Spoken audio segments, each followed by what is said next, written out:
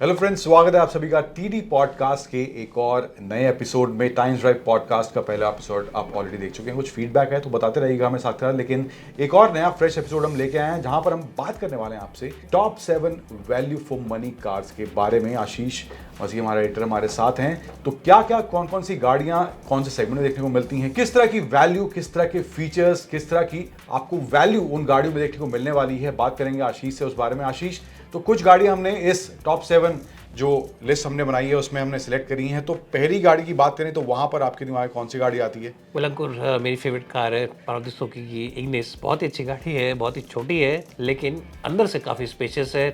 कुछ लोग इसे कहते हैं कि ये तो हैचबैक है, और वाकई ये हैचबैक की स्टाइलिंग थोड़ी सी कॉम्पैक्ट एसयूवी कर रखी है। बट अगर हम वैल्यू की बात करें तो 6 लाख से कम का इसका प्राइस है जो बेस वर्जन है, और जो इसका प्लेटफॉर्म है वो सेम है जो कि स्विफ्ट का प्लेटफॉर्म है। इसका मतलब ये है कि आपको चलाने में एक डायनामिक गाड़ी मिल जाती है, चलाने में आपको मज़ा आएगा, और स्पेशियस है।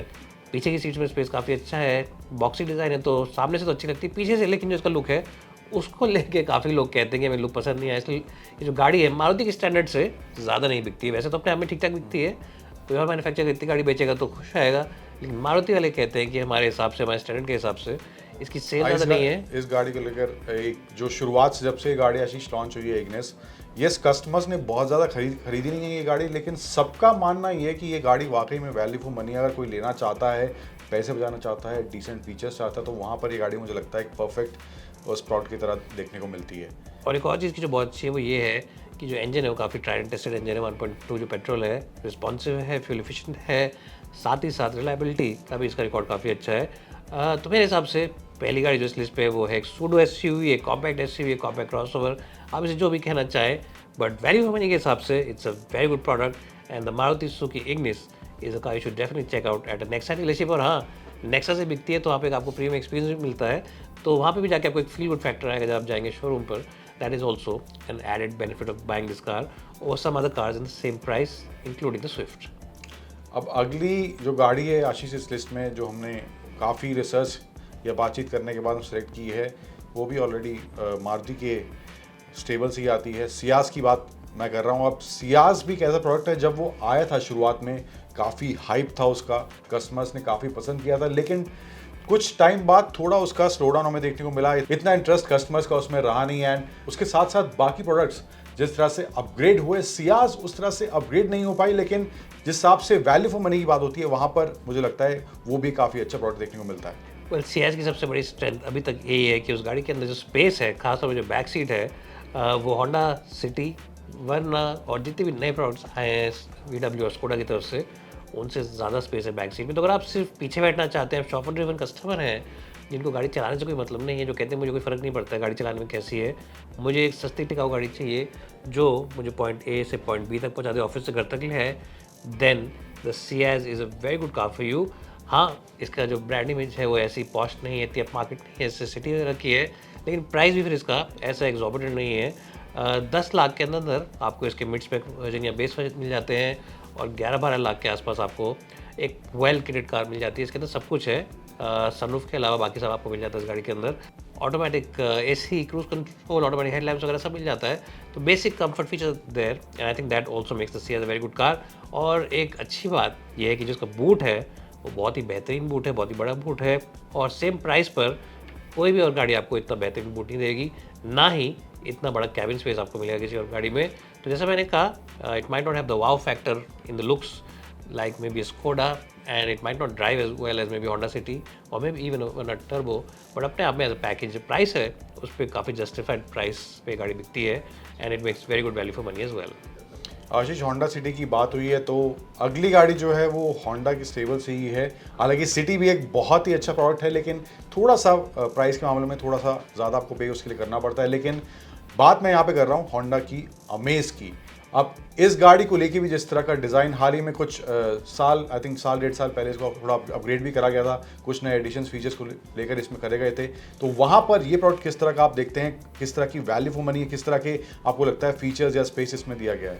वेल, आई थिंक अमेज की एक बहुत ही बेहतरीन बात है वो ये है कि अगर ये गाड़ी एसयूवी होती है, कॉम्पैक्ट एसयूवी होती, तो ये गाड़ी बहुत बिकती, सिर्फ क्योंकि इसका नाम है कॉम्पैक्ट एसयूवी नहीं है, लुक इसकी वैसी नहीं है, इसलिए इसकी सेल पिछले कुछ 6 महीने से थोड़ी सी स्लो हो गई। पहले भी बिकती थी, लेकिन पिछले 6 महीने 7 महीने से थोड़ी सी इसकी सेल थोड़ी कम हो गई है, क्योंकि लोगों का जो रुझान है, लोगों का जो एक ध्यान है, वो सब अब एक एसयूवी की तरफ है, compact SUV, large size SUV, mid size SUV. उसकी वजह से इसका थोड़ा सा सेल नंबर्स कम है। लेकिन ये जो गाड़ी अपने आप में आपको 10 साढ़े 10 लाख के आसपास में ऑटोमेटिक सीवीटी के साथ मिल जाती है, जो कि बाकी राइवल्स हैं एएमटी वगैरह देते हैं। तो सीवीटी एक अच्छा गेयर बॉक्स है टेक्नोलॉजी के हिसाब से, साथ ही साथ फ्यूल एफिशिएंट है, बैक सीट में भी इसमें स्पेस काफ़ी अच्छा है। अगेन, अगर आप चाहते हैं कि दिन भर आप सिर्फ पीछे ही बैठें, तो आप बेस वर्जन ले सकते हैं इस गाड़ी का, और ड्राइवर चला सकता है दिन भर गाड़ी मैनुअल, कोई दिक्कत नहीं है। अगर इसका जो बूट है वो किसी भी कॉम्पैक्ट एसयूवी से कम 70-80 लीटर ज़्यादा बड़ा है, 420 लीटर इसका बूट है। आमतौर पे कॉम्पैक्ट एसयूवी का बूट 330, 335, 350 लीटर का होता है।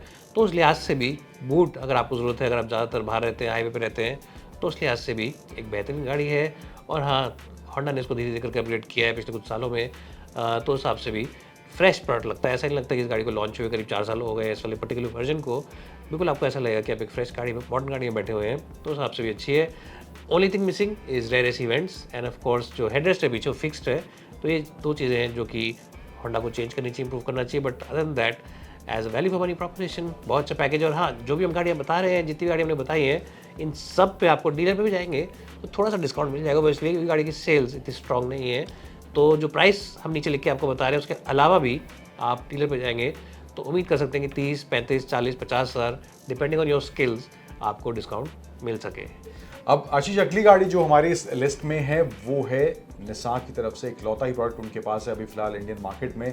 मैग्नाइट की मैं बात कर रहा हूँ। तो यहाँ पर मैग्नाइट जब निसान लेकर आया था इंडियन मार्केट में 4 साल के आसपास ऑलमोस्ट इसको हो गया है, तो फीचर्स के हिसाब से काफ़ी लोडेड गाड़ी, आई मीन इस सेगमेंट में या कहें कि इस प्राइस पॉइंट पे जो गाड़ी लेकर आए थे उसके हिसाब से काफ़ी अच्छे फीचर्स इस गाड़ी में देखने को मिलते हैं, और स्पेस भी काफ़ी अच्छा है, एसयूवी वाला फील है। तो इस गाड़ी को लेकर व्हाट डू यू थिंक, किस तरह का आपको लगता है कि फीचर्स और स्पेस जो दिया गया है, किस तरह का डिज़ाइन आपको लगता है इसमें गाड़ी में देखने को मिलता है?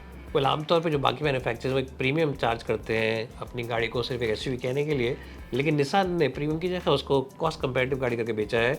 और इसका जो प्रीमियम वर्जन है वो है इसकी अपनी कज़न कह लीजिए या डिस्टेंट रिलेटिव कह लीजिए, रेनो की काइगर। और वो गाड़ी मेरे को थोड़ी ज़्यादा बेहतर लगती है इन टर्म्स ऑफ लुक्स। बाहर से अगर देखें हम तो लुक्स पे तो ऑब्वियसली थोड़ी बेटर है, और थोड़े से फीचर्स भी उसमें ज़्यादा हैं, 2-3 फीचर्स ज़्यादा है, जैसे कि स्पोर्ट मोड, ड्राइविंग मोड वगैरह डिफरेंट मिल जाते हैं आपको उसके अंदर। उसके अलावा भी डिजिटल टाइल्स है उसके कम्प्लीटली, तो 2-3 चीज़ उसमें एक्स्ट्रा आती है। लेकिन हाँ, मैग्नेट भी अच्छा प्रोडक्ट है, स्पेस काफ़ी अच्छा है गाड़ी के अंदर, राइड कंफर्ट बहुत ही बेहतरीन है दोनों गाड़ियों का, टाइगर का भी और मैग्नेट का भी। और साथ ही जो बिल्ड क्वालिटी है, 4 star crash test safety rating है गाड़ी की, तो बिल्ड क्वालिटी भी काफ़ी अच्छी है। तो ये सब चीज़ें इसे एक वैल्यू फॉर मनी के साथ साथ अच्छा सॉलिड प्रोडक्ट बनाती हैं।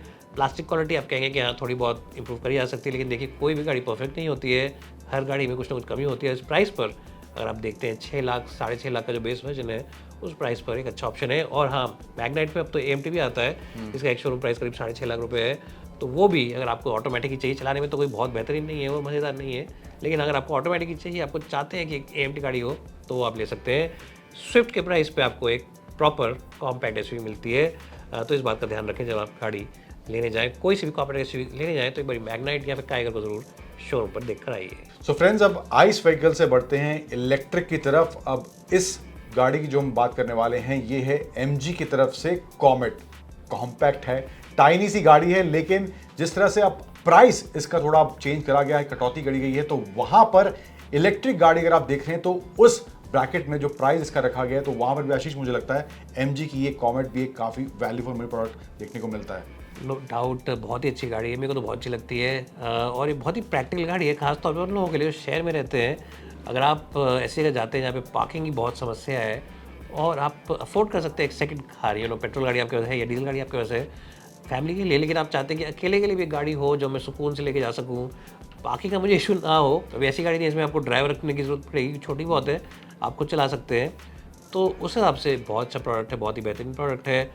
और शहर के लिए, छोटे डिस्टेंसेस के लिए it's a good product. 25-30 kilometre, 40 kilometre अगर आपको डेली गाड़ी चलानी है तो काफ़ी अच्छा प्रोडक्ट है। 120-130 की इसकी एक्चुअल रियल वर्ल्ड रेंज है जो हम टेस्ट कर चुके हैं। हमें रियल वर्ल्ड रेंज की बात करें, वैसे क्लेम ज़्यादा करी जाती है, लेकिन रियल वर्ल्ड के हिसाब से इतना आप 120, 30, 40 के आसपास आपको रेंज मिलने वाला है। हाँ, एंड अच्छी चीज़ इसमें एक और चीज़, जो प्राइस इसका कट करा गया है वो तकरीबन 1 लाख के आसपास, जो 8 लाख इसका प्राइस इंट्रोड्यूस करा गया था, तो उसके हिसाब से 1 लाख रुपये अब कम में बेची जा रही है। तो वो भी एक फैक्टर अब ऐड हो गया है इस गाड़ी को लेकर।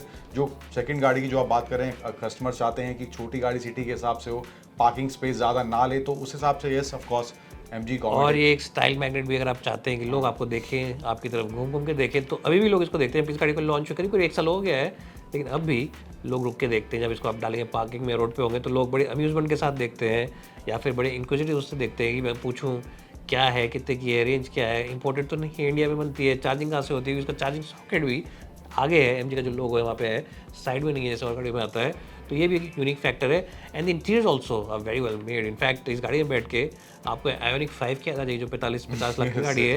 इंटीरियर्स बिल्कुल वैसे ही सफ़ेद रंग के हैं, प्लास्टिक क्वालिटी काफ़ी अच्छी है, और हालांकि यूटिलिटी प्लेस ज़्यादा नहीं है, लेकिन it feels like a very nice place to be, and it feels like a very tech loaded car. So again if in the market for EV, definitely इस गाड़ी की तरफ देखिए, एक बार चक्कर काट के MG के शोरूम और देख के आइए, क्योंकि देखिए जब तक आप देखेंगे नहीं, चलाएंगे नहीं, बैठेंगे नहीं, तब तक आप बाकी यूट्यूबर्स की और बाकी मीडिया हाउस की बातें सुन के अपने ओपिनियंस बनाएंगे। तो एक बार देखिए, हम यही कहेंगे, एक बार देखिए जाइए और फिर अपनी ओपिनियन को आप बनाइए इस गाड़ी को लेके। वेल, अब मैंने आपको इतनी सारी गाड़ियों के बारे में बता दिया। हैचबैक्स की बात हो रही, तो आप भी 1-2 मॉडल्स हमें बता रहे थे कि कौन कौन सी गाड़ियाँ आपको लगती हैं कि होनी चाहिए लिस्ट के अंदर। तो आप बताइए कौन सी गाड़ी अब नेक्स्ट है, और कौन सी हैचबैक के बारे में आप जो कह रहे थे कि ये गाड़ी होनी चाहिए लिस्ट में, थोड़ा हमें जानकारी दीजिए। सो आशीष, ये एक नया ब्रांड जो इंडिया में एंटर हुआ है, सिट्रॉन की बात मैं कर रहा हूँ, जो C3 की गाड़ी लेकर आए थे। हालांकि बहुत से लोगों की ये शिकायत थी कि फीचर्स के मामले में बहुत कम सिट्रॉन ने इस C3 में ऑफर करा है, लेकिन प्राइस के हिसाब से अगर बात करें, जिस तरह का स्पेस है, जिस तरह के ओवरऑल इंजन का ऑप्शन इसमें दिया गया है, स्पेशली 1.2 टर्बो वाला जो इसमें इंजन दिया गया है, बहुत ही अच्छा है परफॉर्मेंस के हिसाब से अगर बात करें। एंड प्राइस के हिसाब से अगर ये सब चीज़ें हम कंबाइन करते हैं, यस फीचर्स कम हैं compare to other cars that are there in the segment, but वहाँ पे प्राइस भी थोड़ा ज़्यादा चला जाता है। लेकिन यहाँ पे आपको प्राइस भी अच्छा मिल रहा है, स्पेस भी डिसेंट है, इंजन भी आपको टर्बो वाला ऑप्शन मिल रहा है, एंड इसके साथ साथ आपको जो है ड्राइव हैंडलिंग वगैरह भी वो अच्छी इस सिट्रॉन की C3 में देखने को मिलती है। तो ये चीज़, कुछ चीज़ें हैं जो इसके फेवर में काम करती हैं, बट उसके अलावा मुझे लगता है ओवरऑल जैसे प्रोडक्ट डिज़ाइन के तौर पे भी देखने में ठीक लगता है। बहुत ज़्यादा प्रीमियम नहीं लगता है, बट ओवरऑल क्वालिटी के हिसाब से मुझे लगता है सिट्रॉन ने अच्छा काम इसमें किया है। तो ये भी मुझे लगता है वैल्यू फॉर मनी प्रोडक्ट के हिसाब से, अगर कोई तलाश रहा है प्रोडक्ट इस सेगमेंट में, इस हैचबैक सेगमेंट में SUV डिज़ाइन के साथ साथ, तो ये C3 मुझे लगता है एक अच्छा प्रोडक्ट देखने को मिलता है। और एक और गाड़ी आप बता रहे थे C3 के अलावा, अभी आपने एक गाड़ी का नाम लिया था, टाटा की टियागो। Yes. उसके बारे में ज़रा बताइए, क्यों आपने सजेस्ट किया है? तो टियागो को लेकर भी मार्केट में जिस तरह का रिस्पांस रहा है, हाल ही में टाटा उसका iCNG वर्जन भी लेकर आया। In case you interested in CNG, तो वो भी एक ऑप्शन अब टाटा ने इस टियागो में दिया। और iCNG की जो टेक्नोलॉजी है वो भी एक नई टेक्नोलॉजी के तौर पे, यानी कि 1 सिलेंडर के बजाय 2 सिलेंडर वाला ऑप्शन मिलता है। लेकिन अगर हम आइस वाले बेस वर्जन की बात करें, यानी पेट्रोल वाले बेस वर्जन की बात करें, तो वहां पर इसका प्राइस जो स्टार्ट हो रहा है वो तकरीबन 5.65 लाख एक्स शोरूम के पास इसका प्राइस स्टार्ट हो रहा है। एंड जिस हिसाब से पैकेज टाटा ने किया है सेफ्टी को लेकर, जिस तरह से टाटा अग्रेसिव रहती है, तो वहां पर क्वालिटी को लेकर इस तरह कॉम्प्रोमाइज नहीं देखा जाता है। एंड फीचर्स भी अच्छे खासे इसमें दिए गए हैं, और ओवरऑल जो क्वालिटी है कैबिन की, वही मुझे लगता है काफ़ी डिसेंट है। एंड प्राइस के हिसाब से यही मुझे लगता है एक वैल्यू फॉर मनी प्रोडक्ट के हिसाब से देखा जा सकता है। Well guys, so this was a list of the top 7 cars in terms of value for money। आपको लगता है अगर हमसे कोई गाड़ी छूट गई है तो नीचे आप कमेंट में बता सकते हैं, अगर आपको लगता है कि हमने कोई गाड़ी मिस कर दी है। और अगर आप हमारी इस लिस्ट से सहमत हैं तो भी आप बता सकते हैं कि हाँ वाकई हमने अच्छी लिस्ट निकाली है। अगर आप इसी टाइप के और वीडियोस देखना चाहते हैं तो प्लीज़ सब्सक्राइब करें इस चैनल को, और आप हमें सजेशन भी दे सकते हैं नीचे कमेंट्स में कि कौन कौन सी वीडियोज़ और कौन कौन से टॉपिक्स हमें लेने चाहिए अगले अपने एपिसोड में। Thanks so much for watching, to subscribe and also do follow us on all our social media platforms. और इन गाड़ियों के आपको वीडियोस देखने हैं तो उसके भी हम लिंक सारे के सारे नीचे डाल देंगे। See you guys soon, another video।